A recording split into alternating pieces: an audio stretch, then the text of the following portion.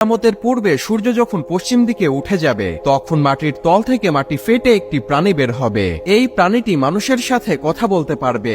এই প্রাণীটির হাতে থাকবে মূসা আলাইহিসসালামের লাঠি এবং আঙ্গুলে থাকবে সুলাইমান আলাইহিসসালামের আংটি। এই প্রাণীটি বের হয়ে গোটা পৃথিবীতে ঘুরে বেড়াবে এবং তার হাতে থাকা সুলাইমান আলাইহিসসালামের আংটি দ্বারা যেই সকল ব্যক্তি আল্লাহকে অস্বীকার করেছে তাদের কপালে কাফের লিখে দিবে এবং যারা আল্লাহর উপর ঈমান এনেছে তাদের কপালে মুমিন লিখে দিবে।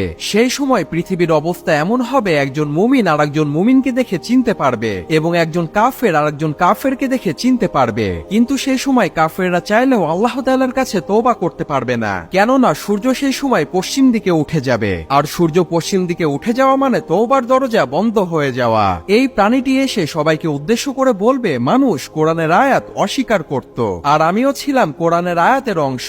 আজ আমি বের হয়ে এসেছি আর এই প্রাণীটির নাম হবে দাব্বাতুল আরদ।